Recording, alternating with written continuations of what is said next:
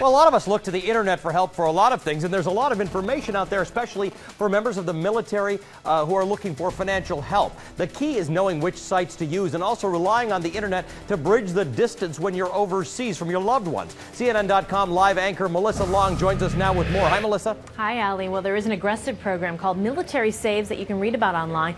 And the woman leading this financial education program was a military chaplain for 5 years. She says 90% of the people she counseled were dealing with financial problems, and that's why she says as a civilian she is now leading Military Saves. Its tagline, Build Wealth, Not Debt. It is sponsored by the Department of Defense, and there are more than 300 military installations all around the globe participating in Military Saves. There is a Saver Pledge, and this website also has basic reminders that we can all rely on to stop spending frivolously. Allie? Well, Melissa, when you're away and you're trying to focus on your job as a soldier or in the military, what's the advice for being in control of your finances when you're that far away? Of course, it can be challenging, and Military Save says if you are single, find someone you trust to take control of your finances, and make sure it's someone with good financial skills. Don't just rely on a family member. Now, if you have a bill that is regularly a certain amount, pay a little bit extra so there's a cushion just in case. And if possible, the obvious, put your expenses on automatic bill pay.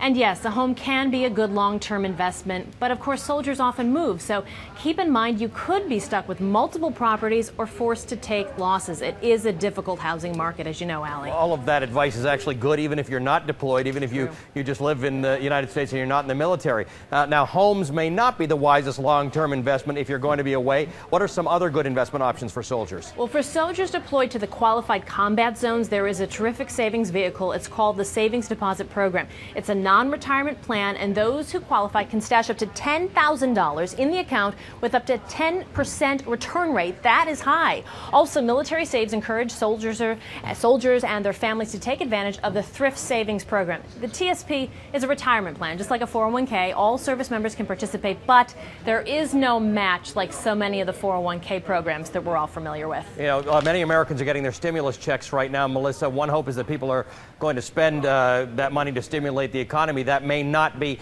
ideal for a lot of people, especially if they're carrying debt. A lot of financial advisors are recommending that people put that money against their debt or into savings. Yeah, Military Savings, Alley, doing just the same thing. It encourages soldiers and their families to check with the defense credit unions or military banks for incentives that may be there to open new accounts that are savings accounts or add deposits to existing ones. Military Saves, in fact, mentions one in particular. It's Langley Federal Credit Union out of Virginia for people who are new to saving. It features a tiered dividend rate, and you get the highest rate on really small deposits. And again, small deposits. So this is a program for new savers to encourage them to make those early contributions to that initial nest egg that we're all trying to create, and really create that saving mentality. Allie? All right, there's some good opportunities there and some good advice available to military members and their families. Melissa, thank you for bringing that up to us. That's very informative.